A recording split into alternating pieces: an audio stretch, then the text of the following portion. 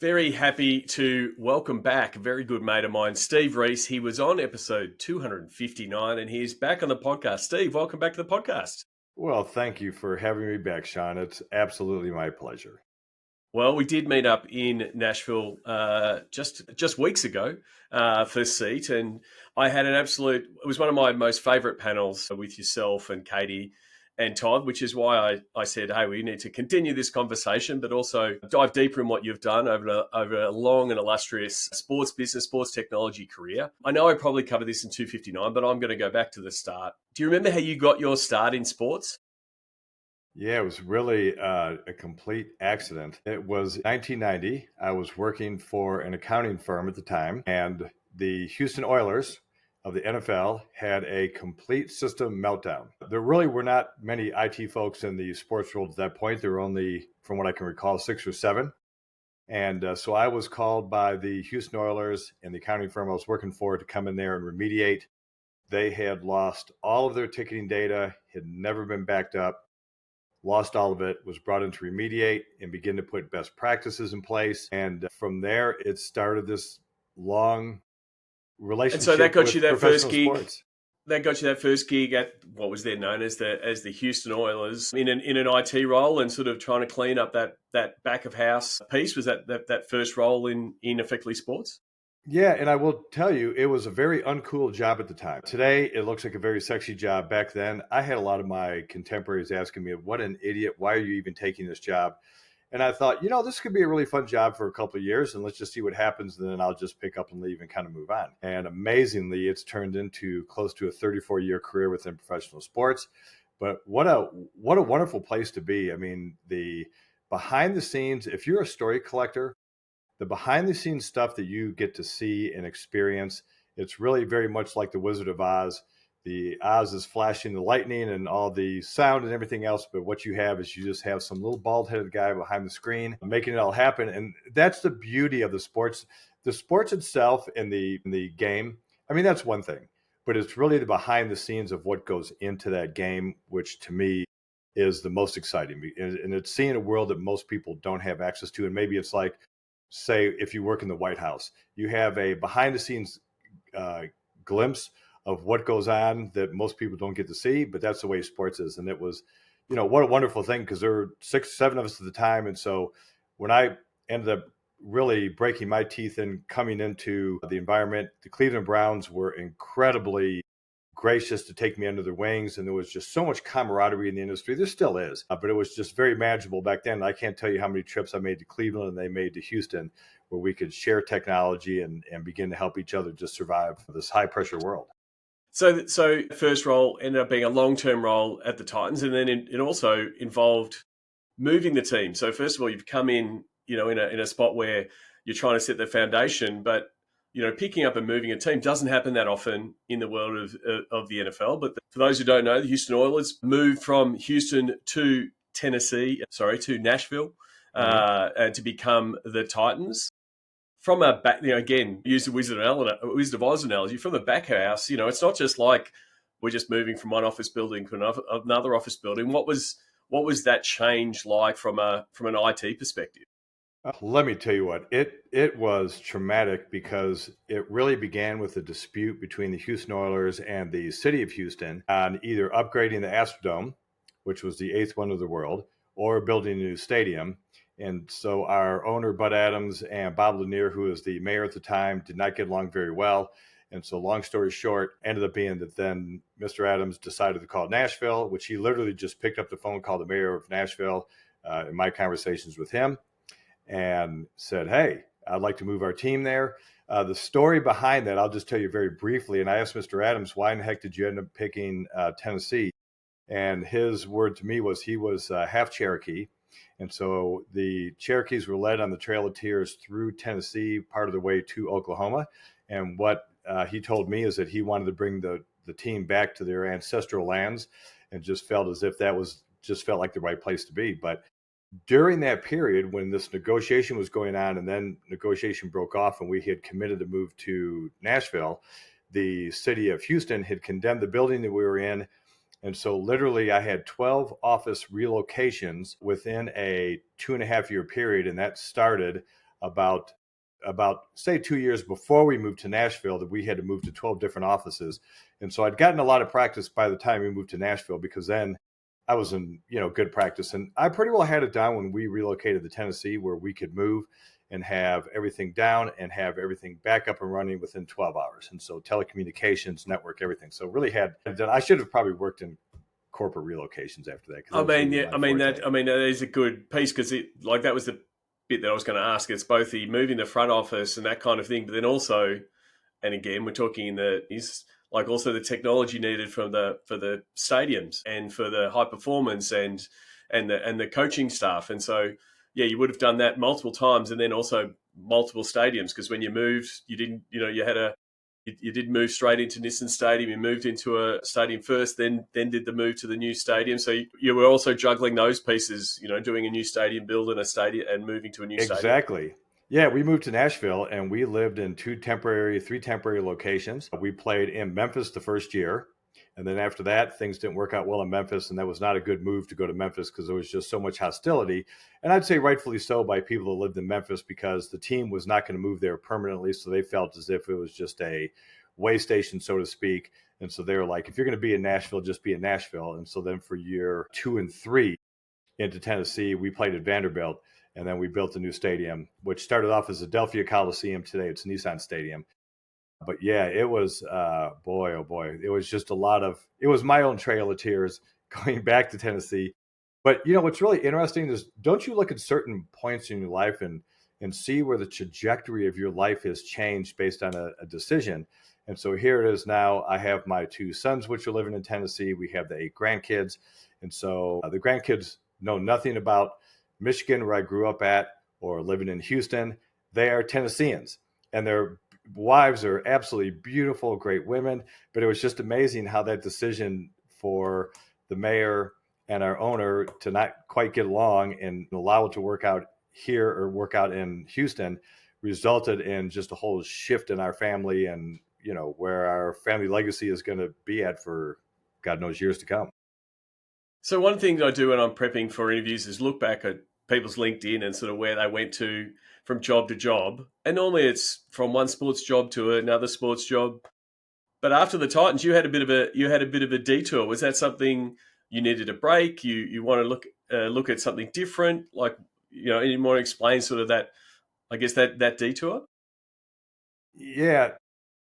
Mr. Adams and I, the owner of the Oilers, now Titans, at that time, he was very much a entrepreneur. He was a wildcatter in the oil industry, had oil and gas interest.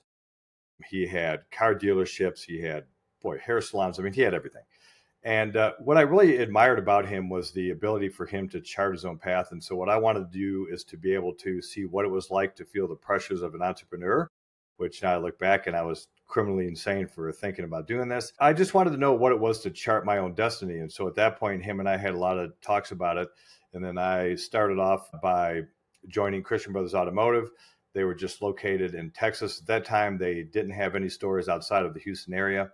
And so what I did is, working with the guy who was beginning to set up a franchise model, opened up a store in Brentwood, Tennessee, which is just south of Nashville, and just wanted to know what it was to own my own business. There were so many things that I learned through going through that. I was losing my first year within Christian Brothers. I was losing probably close to about $18,000, $20,000 a week, just because it takes time to build that business up.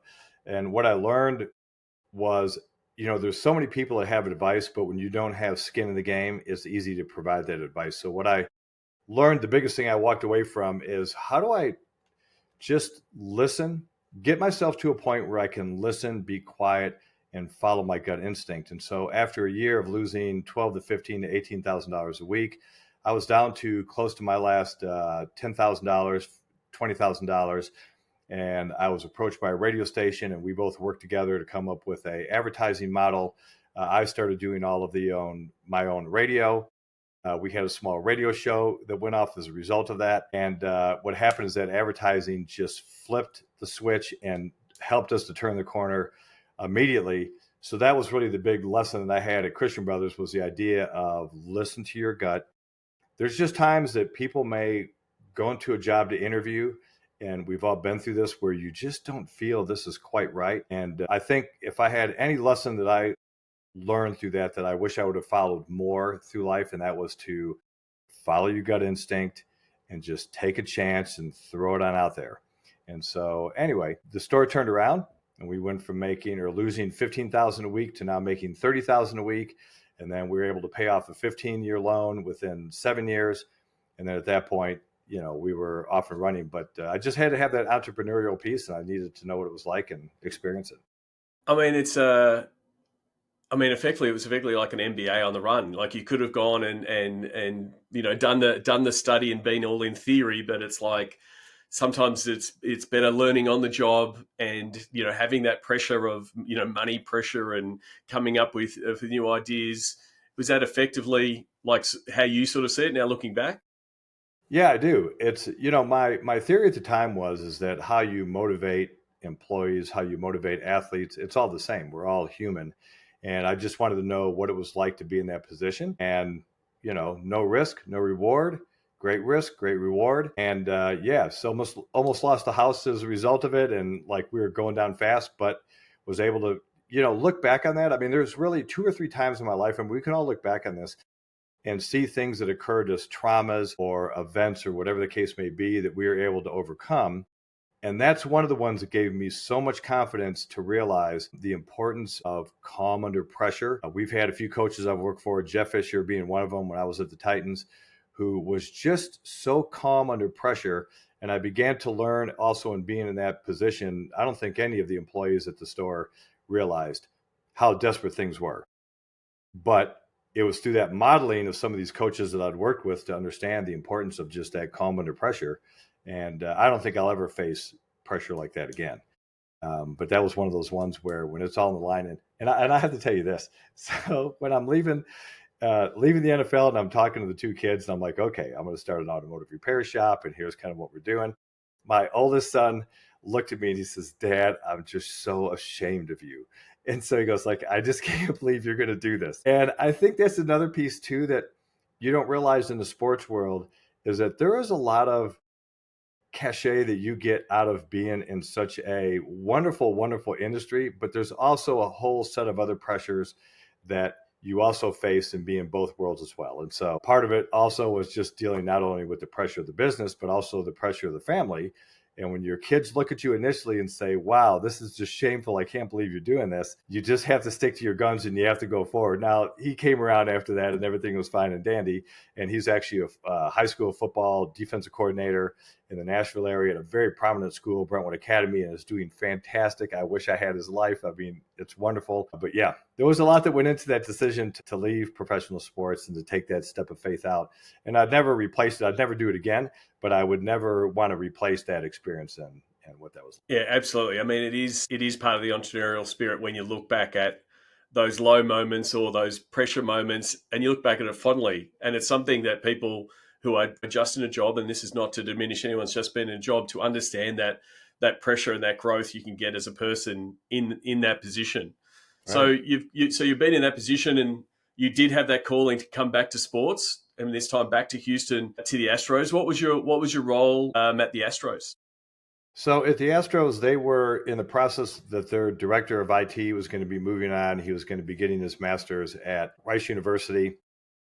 So I was brought in to essentially replace him and start their entire department. So at that point, when I started there, there was just it was just me. That was it. It was Brad and myself. That was it. And he was transitioning out, so I took over a role that I believe now at the Houston Astros, if I'm not mistaken, but they have close to 15 to 20 staff that's there. I did everything from soup to nuts. I was help desk. I was network administrator. I was strategic planner, did the entire thing, and cannot tell you how happy I was to have somebody pay for my benefits, to be able to not have to pay for every cup of coffee that I ended up getting, and to really be back into the collective spirit of sports entertainment and understanding that what you do there is much bigger than yourself. And so that was really the fun part. The team wasn't very good when I was there. Drayton McClain was the owner, who was a fantastic human being, gave me an incredible opportunity. Learned a lot under his tutelage.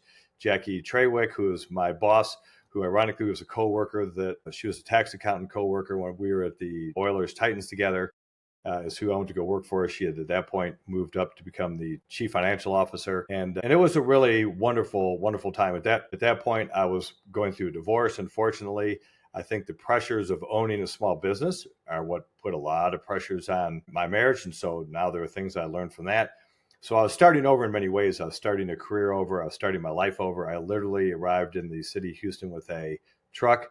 My old F-150 was like a 1984 F-150, pulling the trailer with every possession I had in life, and was starting over. And so then at that point, I needed to look up some old friends that I had known back during my Oiler days. So I'd called the gal Joanne Poole, who was my account rep from Digital Equipment, had sold me computer gear when I was at the Oilers. And one thing led to another, and we began to date. And so there was just many firsts. It was a first new job, back on my own. The kids were off to college at that point, and so yeah, it was an incredibly just brand new start in every which way you can imagine. So you spent the next few years in Houston, and then also at the Padres in those technology roles. And this is early 2000s to mid 2000s, and this was a time when I guess technology was really ramping up across all of sports, both from a back of house and more efficiency, better understanding of the ticketing data, better understanding of sales and trying to fill out the stadium, but then also there was a bit of and I always love talking to the MLB guys because I think they're the ones that were trying the most, also how they could apply the technology from a high performance point of view and how they could I guess give their team an advantage. And so it was quite funny when most of the things are collaborative, but then when you're talking about your high performance and what your team could do, it was you were keeping your cards to your chest. What was it like in, I guess, MLB in that stage as more technology was coming on board? You were looking to roll new things out. Well, I will say, Moneyball exaggerated. Maybe exaggerated is a bad word. Moneyball really highlighted the use of data in sports. But I'll have to tell you, I think the NFL gets a little bit shortchanged on this because when I started with the Oilers, I began to work with a guy named Greg Williams, who later became our head of special teams, defensive coordinator. Then he became a head coach at the Buffalo Bills. And then he made his career through the Washington Redskins and all over the place. So Greg and I ended up developing a game analysis system for the Oilers, where at that point we were tracking close to about 250 points of data of players that were on the field, formations, and everything that was going on. And so that's where I really saw the war in information and data begin. The NFL, even when you go to their Hall of Fame, they have it wrong because when it comes to like the quarterback communication headset system, they're about 3 generations back. So I need to really call the Hall of Fame and kind of update them on really where things stood at. But there was an incredible amount of data that in football back in 1990, 1991 that we began to gather. And you've got to remember, I find it more impressive for the NFL back then with what we did because the internet still wasn't even in play. The internet didn't come into play until really the World Wide Web didn't come into play until I believe really in 1990, 91. And I remember having to explain to one of our executives why we needed the internet. And it was just like, and I was sitting there thinking, wow, and you look back years later, there's never that explanation. But I feel like football really led the path in that. And then baseball picked up on it. And then it was through Moneyball that really became known. I would say what baseball did, I mean, they tracked a lot of stuff as well. The difficulty you get into with all of this tech, and it's whether it's in baseball, whether it's in football, basketball, whatever the case may be, because in basketball, you collect close to, I think the number right now is close to 3 to 4 million observations during the course of a game, close to about 25 to 30 observations per second. But there's only so much human capacity that can handle that. And so the balance is, and take Steve McNair, who is our quarterback at the Tennessee Titans, there's only so much, and we go back to instinct once again, like we were just talking about, there's only so much information you can take in, and then you have to play off of that instinct. And so that's the balance that you have. How much does a batter have to think about which pitch is being thrown? And so the idea, at least back in those times with the Astros, were let these players digest this, get up there, and then just hope their instincts kicked in, and then they can begin to, see or observe, maybe as a pitcher tipping his pitches or kind of what's going on. It's still a game of instinct. I hate to say as much tech is involved in it, we're still in a game of instinct. And I don't care whether you're a NASCAR driver, Formula One or whatever the case may be, you act and react on various things, and that's where the great plays are made. Absolutely. So then, gradually, you've been to multiple, been at the Astros and the Padres, and then you've moved in, to pick another sport. You moved to the Phoenix Suns in 2013, and I think this is around the time that we met, whether it was in 2011, 2012 when you were at the Padres, probably at Seat, and then for most of the time I've known you, you've been at the Suns, in that CIO role. Was this something that you were like looking to achieve to get into that senior C-level role when you were looking from job to job? Yeah, there were two things that occurred, and you've got to remember that back at that time, especially when I was at the Padres, there were only, I believe, two of us that had ever been on multi-teams. There was another guy named John Winborn who had been with the San Francisco Giants, and then he went with the Milwaukee Brewers, and then later he was with the Padres, so I replaced him in San Diego, and then moved on to the Suns. The situation with the Suns at that point was, well, let me just back up. The situation with the Padres were they were going through an ownership change. And so at that point, I was told that they were going to really be reducing their budgets on IT work for a while. And so I just felt like I was going to be bored, to be perfectly honest. Also at that point, MLB had cut their defined benefit pension program, which was a big asset because in sports, you're going to make traditionally a little bit less than what your counterparts make. And so between getting rid of the defined benefit pension and them saying, don't worry, we're not going to lay you off, but we're going to have to reduce a lot of these projects because, we're cash strapped for a few years and off we go. And then on the opposite side, basketball, they were having a situation with the Suns where they were gearing up to do a huge stadium redo, which ironically didn't take place for another 8 years after I'd gotten there. The best laid plans went to the wayside, but it was really then the idea of moving here to Phoenix, which is a beautiful area. The pay was great, and I felt like I was going to be really kept busy because there was a huge need here. Their infrastructure was completely outdated, and so I knew I was going to have to replace that infrastructure from top to bottom. And so it just, between the activity of what I was not going to be doing in San Diego, though that was the best place to live. And I have to say there's part of me that says, what an idiot for leaving. I should have never done that. But the desert's a fine place to live as well. And I was very busy here. And so there's a lot of things that I learned here that I most likely would not have learned in San Diego, just because there was such a huge need to kind of gut, replace, and put everything in from scratch. Was there an adjustment moving into the CIO role on managing more people, looking after long-term projects, or at least managing those long-term projects till they actually come to fruition? What were some of the things that you had to, I guess, learn or adjust when you came to the Suns? Yeah, the adjustment was a difficult one, and it wasn't necessarily being part of the executive team. The difficulty was that, to be perfectly honest, the executive team was incredibly dysfunctional. There was a lot of power play going on between the executive role, the CEO role, the president role, and sponsorship. And so what happened is that it just threw everything out of kilter. Really came to understand that the tail that wagged the dog was on the sponsorship side, which maybe there's a need for that to some degree. But what you really need to do is to have a CEO who can balance out the organization and allow all players to play well together. And I like to kind of use the analogy when it comes to football. There's always pressure between the football staff, the coaches, and the scouting staff and the general manager, because you go back to the old Bill Belichick idea that if I'm going to cook the meal, I should be able to buy the groceries, right? And so, but there's got to be a strong CEO in place or owner in place that is basically calling the shots and making sure that everybody is an equal participant in what's going on. And so what occurred with the Suns is that there was just a real imbalance between the feedback that was acceptable from the sponsorship side and then everybody else. And so the challenge was being asked to engage in sponsorships that really were not in the technological best interest of the organization, that would have really put them behind the eight ball, and then also trying to bring money in.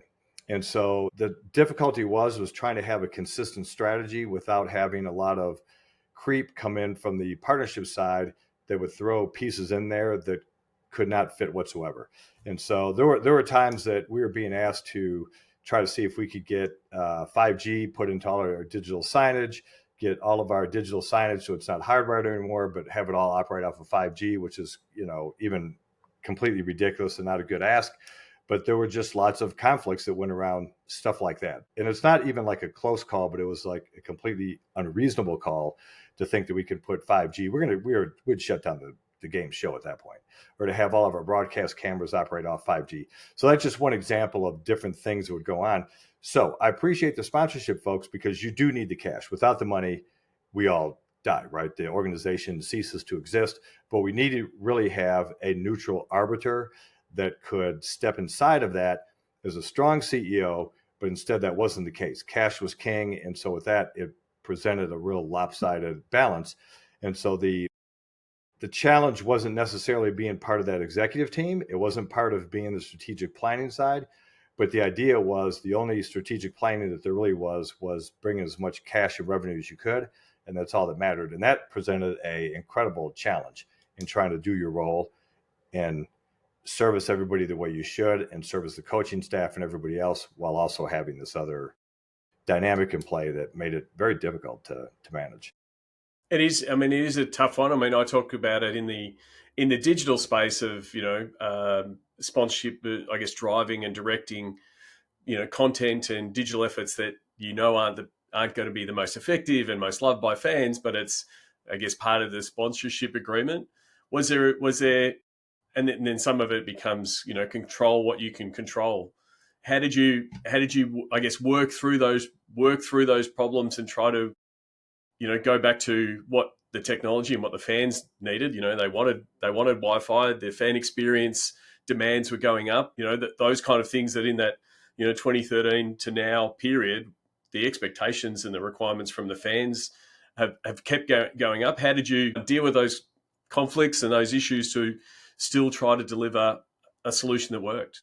Yeah, we had a CFO who really understood the tech side. And I will tell you what, he was incredibly supportive. And so the idea with him is listen, we're going to end up spending a lot of money on lots of different tech, but he wanted to make sure that I kept him lockstep involved, well informed with what we were going to do, to make sure that he was on board with every piece that we went. And so he also did a lot of the ran a lot of the interference as we went along the way. We had a sponsorship with a telecommunications company. And so I know on the sponsorship side, part of how they were being rated was based on the amount of spend with that company. So they wanted all of our tech spending to go through this telecommunications company, and they weren't really set up to do that. And so that was another major conflict, but our CFO really helped to intercede. And so we were able to get around some of that. And so our Wi-Fi went from one of, I would say, probably one of the worst in the NBA to where then we became one of the best. And so it was just a case where there was just a lot of negotiating around and having to work with different executives to figure out how can we get around this. And so we eventually formed an incredible partnership with Verizon, where then what we did is we put in both a wonderful neutral host as well as upgraded our telephone cellular infrastructure. And so what we really began to discover is that when we really upgraded both together, then the fans had multiple paths they could go down, whether they're on the neutral DAS and they could end up getting T-Mobile or AT&T or Verizon, or they could jump onto the Wi-Fi system. But when we ended up holding the NBA finals in our arena back in 2021, the NBA said it was the first time that they held the finals that they had no complaints about the Wi-Fi or the telecom infrastructure. And so that's where it worked very well. And that's where, from a sponsorship standpoint, then that worked well. But it took a while to kind of turn that around. Once Verizon came in, we were able to really take advantage of that. But yeah, it was a journey. Absolutely. You talked earlier about moving to new stadiums, and that was one of the draws at Phoenix. It did take a little while, and it was completed during the COVID times. What was it like getting that stadium up and going, especially with all the spanner in the works of COVID and shortened seasons and those kind of things? COVID didn't do a lot of people much help. They did us an incredible amount of help. COVID was the day that our CEO came in and he explain to everybody, hey, we're shutting down tomorrow. We were demoing the very next day. Ironically, let's just kind of wind back about 9 months. My youngest son was doing work, ironically, in Wuhan, China. Had clients over in Wuhan, China. And back in September of, I'm just trying to think back here, was it September? We shut down in 20, right? So in September of 19, he called me up and said, Dad, I'm not sure what this means to you, but I've got some clients in Wuhan, and they're talking about the fact that they are beginning to shut down the city and barricade it because there's some disease going around. And he said, Dad, I'm not sure what this does for your work from home policy, but you may want to kind of rethink this. So we really, in September of 19, began to work on our work from home strategy, which just made sense anyway, because you never know, is there going to be a fire in the arena? What's going to happen? And so we were only literally 2 or 3 days away from releasing everything at the time that we shut down. And so we didn't have a whole lot of makeup to do. There wasn't a lot of scrambling. So we sent a lot of people home with Chromebooks on our sales team. And we basically had the infrastructure in place. Teams was relatively new at that point. So we began to use Teams and a few other things. But it did us a lot of good on the construction, because at that point it cleared everybody out. It sent everybody to Florida to play the remainder of the NBA season there. And so not only did we start working on our arena redo, but also worked on a new practice facility, which is right near Paradise Valley within kind of central Phoenix. And so we got a lot done that would have taken us much, much longer. I would estimate that the pain would have been much greater and could have taken us an additional year just to get things done had it not been. Yeah. I mean, I think it's stories like that and the ticketing folk that no longer print paper tickets are the people that say it was a winner. But like, there's not too many, but there is a few small cases where it accelerated some opportunities.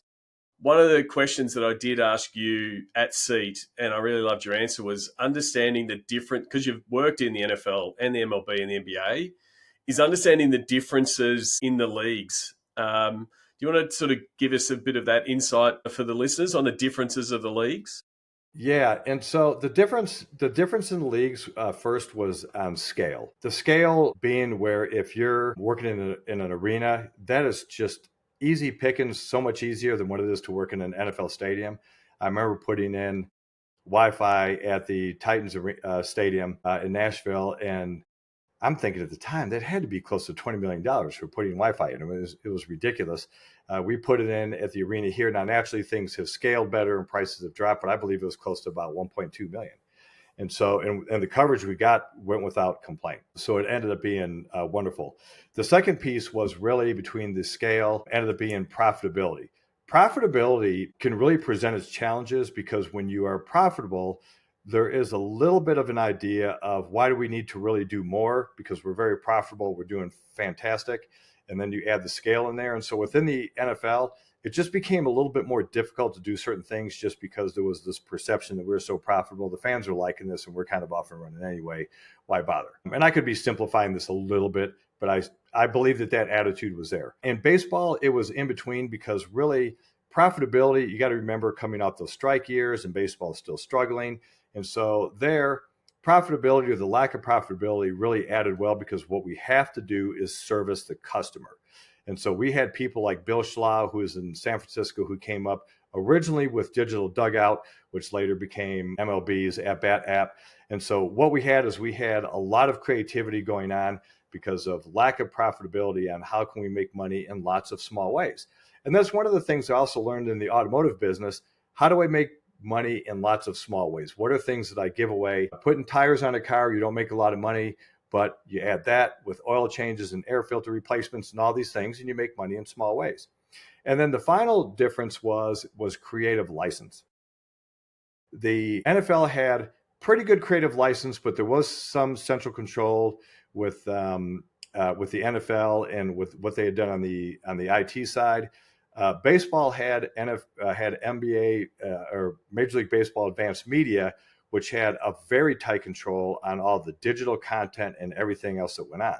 And so what happened within Major League Baseball, with the lack of creativity, at least that we couldn't do on the team side, is it just made the job less fun.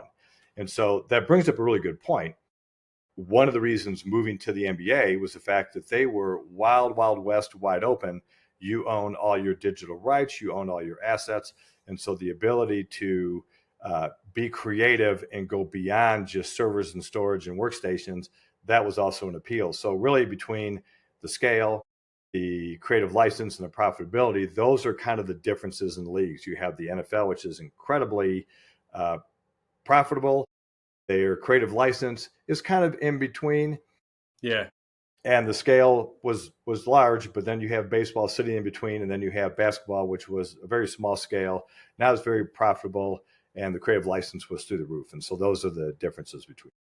Yeah, I mean, I really do appreciate that. Having guests in from different leagues, definitely seen that of one like you that piece of some of those restrictions do create that creativity. Like depending on what you're restricted on doing, whether it's broadcast rights or what you can do stadium wide or what you can do, what platforms have been locked down.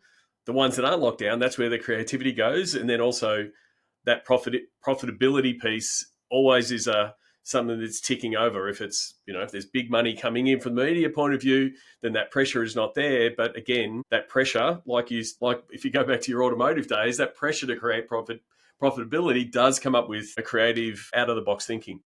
And with the NFL, I mean, it really was a double whammy because between the scale being so large and the profitability being so high, it did, in some respects, impact that ability to really get out there and do it. But I just think right now everybody is doing, on all three sports, are doing so many things that are so fan facing. Major League Baseball advanced media has kind of tapered off a little bit, and some of that control has been given back to the teams in some respects. And it really leads to innovation. How do you motivate people to innovate? And I really felt like what happened is that with NFL, or with the Major League Baseball advanced media, they disincentivized the teams to really help out as part of that innovation, because what happens is and this is where I'm totally against the title Chief Innovation Officer, and I've got many of my friends who are Chief Innovation Officers, and so I give them crap over this. But the idea is when you have a Chief Innovation Officer and BAM acted as that innovation officer, what you're telling everybody is that I'm the innovator, you're the implementer. Don't worry about it. I can do the thinking for you. And what you do is you basically remove so many people that can add to innovation. And innovation is seen up and down the chain by everybody. I mean, whether it is the admin who is working in the ticket office, or somebody who's working in one of the concession stands, or whatever the case may be, you've got to create an atmosphere that everyone gets invited to the table to help innovate. But as soon as you name somebody the Chief Innovation Officer, or you become the innovator like BAM did, then you disincentivize everybody to want to participate. And that's just no good. Everybody's got to be part of it. And then not only do they got to be part of it, but they've got to be given credit for when they participate, to say, guess what? Sally came up with this crazy idea that we thought went nowhere. And as we tested it and we ran it out, it solved a pain point. And it may not be a multi-million-dollar innovation, but it may be something that removes a pain point or simplifies a process. And you've got to rely on people through the entire chain to do that. And is that something that's, I guess, embedded in your, leadership philosophy in enabling others and giving them the ability to speak up, look for innovation? Because you're right. Like if someone says, I'm the chief ideas guy, they're like, sorry, you have Right. all the ideas. You don't want my ideas. Is that something that's, I guess, more to your personal philosophy? Absolutely. I was told by somebody, unnamed person at an unnamed job, but I was told there are 5 thinkers in this company and you're not one of them. So when we ask you to jump, your jump is, your only 3 questions are going to be how fast, how high, how far do I jump? And it's just like, wow, great. That's a great way to disincentivize people. So to me, the idea is everybody has got to have a dog in the fight.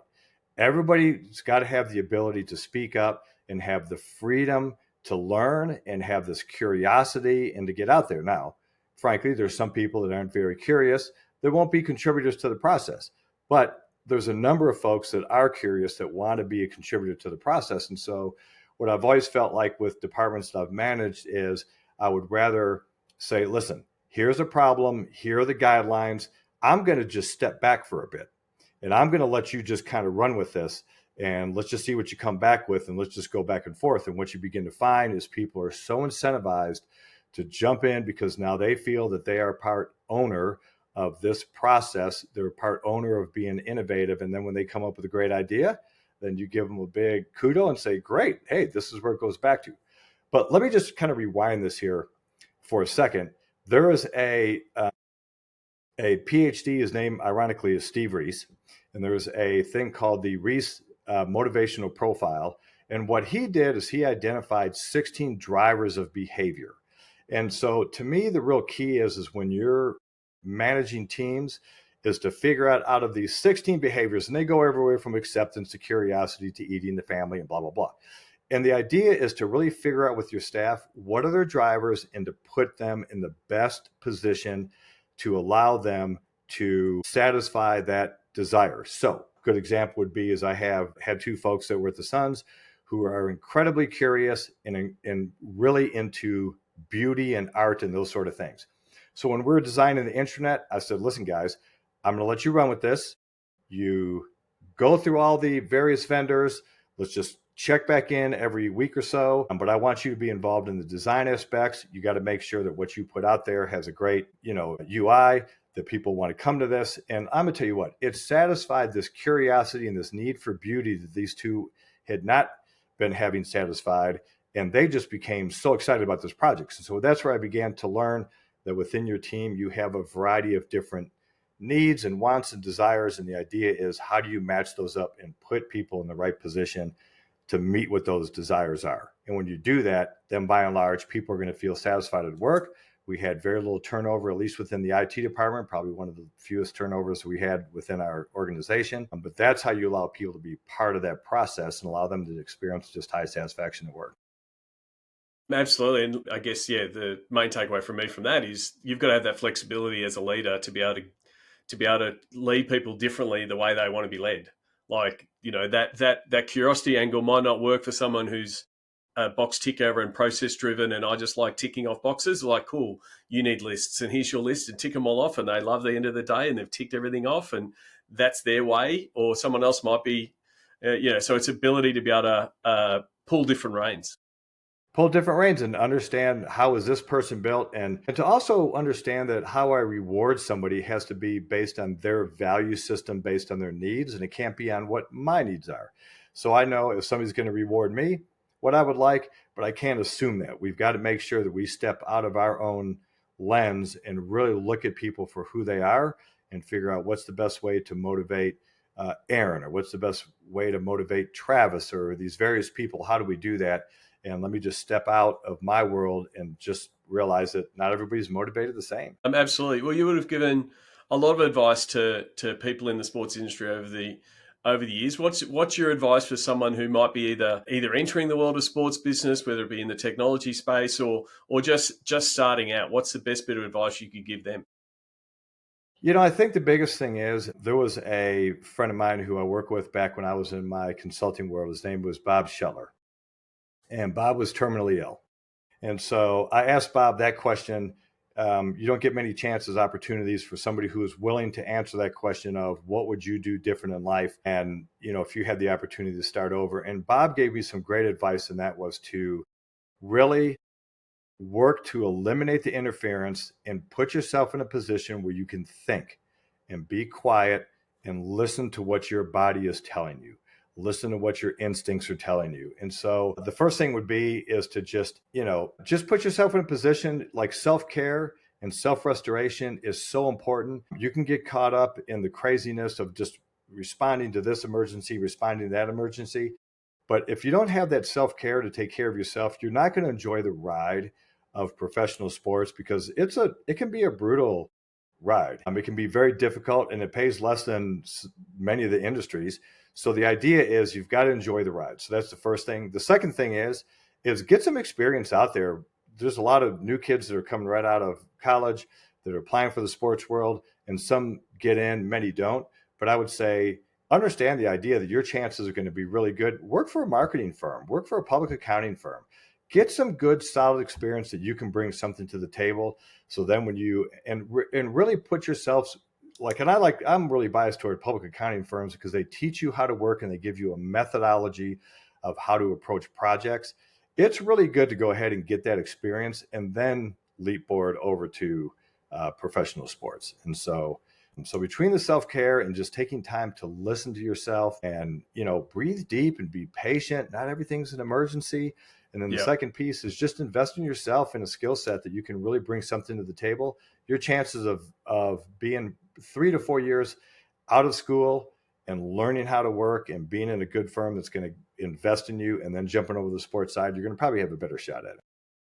Absolutely. And one of those self-care tools is the ability to say no and just push back when you're at that limit, because you're not effective. Mistakes are going to be made, and to be able to understand that, like sport is, you work hard and there are long hours and it's a grind, and we know that that's part of it, but also to being able to know when you're working at your best and you need a beat, and it might be, the weekend, it might be a little bit of a pause, but you're not going to be at your best. You're not going to deliver if you can't say no at sometimes. And you really need your family members to be part of this ride. There was a guy who I was talking to at work a couple of years ago, and he was just working nonstop. And it was really sad because he had burned through a few girlfriends, and his family members like quit calling because he's working all the time. Well, part of the advantage of being in this industry, and like Sean, even with what you do, is allowing people to be part of this process. And two of the most emotional times I ever had in sports was when I was with the Titans and we were at Super Bowl 34, and then also at the NBA Finals in 2021 against the Bucks, when that first game goes off and the national anthem is being sung, and you realize you've got family members and friends who are out there all talking at their party that, man, Steve Reese is at this game and that's my boy and this is the guy, or Sean's covering this event. He's there. Let's see if we can find him on the field. So you've got to be able to enjoy the ride. And so the grind is kind of one thing. We all have to jump into the grind, and that's great.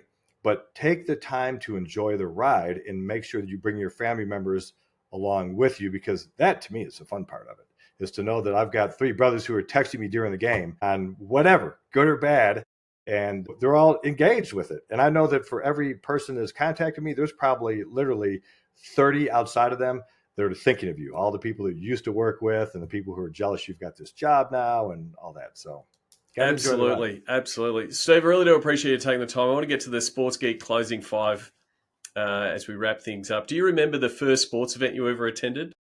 Yeah, sure do. It was a Detroit Tigers game. It would have been back in 1970 approximately, or 69. It was when my brother was actually getting inducted in the Navy at that game. And so it was like a happy, sad occasion. I remember seeing all the players play, and then my brother was getting taken away and his head was shaved shortly after, and he was in the Navy for the next 4 years. Terrific. Do you have a favorite food or a go-to food at a sports event? Okay, so is beer a food? It is in my world. It's a whole food group. It's a whole food group for me. Well, I would say food, and then whatever food's around there. I will tell you the best food I've ever had at the game was San Diego has a seafood bar that looks out over the bay. Oh my God, it's the best. And I drank wine and had seafood there, but I would say beer is probably my staple. Absolutely. And I would concur with that one as well. What's the first app you open in the morning? 2 apps I open is Wall Street Journal. I've got an app where I try to see what's going on there, and I either look at world news, which I've got to probably quit looking at world news just for a while, and look at the tech stuff that goes on. And I still jump into LinkedIn to some degree, but honestly, I've had to kind of reduce my social media intake because it was just becoming like a challenge. And so right now I'm kind of on a fast between Instagram and Facebook and all these other ones. And I'm an older guy. I shouldn't be jumping. Yeah, that's completely fine. Is there someone that the podcast listeners should give a follow to, and why?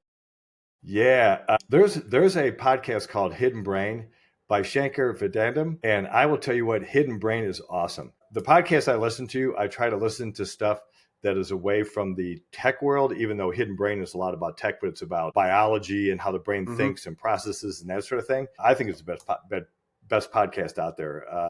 Shankar is fantastic. I mean, it's a incredible. Absolutely, podcast. I'll check it out. Lastly, Mo, what social media platform is your MVP? Even if you are stopping using them, which one is the one that you would keep if you had to get rid of all the rest of them? If I had to get rid of all the rest of them, yeah, I'd probably keep Facebook or Instagram. Are those two kind of like together? Are they together Oh, kind of? yeah. I mean, Zuckerberg owns all of them. He gets all the data from Yeah. them, that kind of thing. I think Facebook's for the old people and Instagram is for the only slightly younger people, like in their 40s, 50s, isn't it? Potentially. Steve, what we didn't cover, and we're wrapping things up, is that you have finished up at the Suns. Right. Before I wrap things up, what's next? What's next for you? What are the things you're looking forward to? Yeah, so my life is coming down to I'm doing a lot of public speaking at the moment. I am speaking on a couple of topics. One, as you know, I've been involved a lot in sleep science through the years. We ran a sleep boot camp with the Phoenix Suns, with their front office. We put about 80 people through that. So I'm Yep. speaking on the science of sleep, and I'm also speaking on the science of motivation. And then I've got a third speech that I give, and it's more for individual contributors that are what are those science-based techniques that you can use when you just find yourself in the dumpster, which we all do periodically, such as random acts of kindness. What does that do for us, or gratefulness? And there's just true hard science behind it. And we all have to find ourselves trying to have ourselves built back up. Life is like a roller coaster. We go up and down. And when you find those yourselves in some of those down periods, what do we do to try to lift ourselves back up? Well, that's terrific. You can go back to episode 259 because we talked a lot about that sleep science in Right. that episode if you want to go back to those ones. But Steve, what's the best way for people? I always ask the listeners to reach out to guests is to say thank you, and if they want to connect, what's the best way for them to do that? Would that be LinkedIn? Yeah, LinkedIn would be a perfect way to do that. I would say reach out on LinkedIn. I'm out there. I think I just kind of moved my profile from Phoenix Suns, but you can probably still look that up and it'll get me there. But it's now Leadership Speaking Group, which is the company that I've formed just to go out and start doing some speaking. And a lot of it is really to cater to IT professionals uniquely with the pressures that they face. And so that's where kind of my heart's at. I'm speaking to a lot of other companies besides that, but LinkedIn would be the best one. Absolutely. Well, I'll put the links into the show notes, and hopefully, I mean, obviously, we potentially will meet again at sea, but hopefully, you'll be in my part of the world sometime soon. We can catch up for a nice cold beer.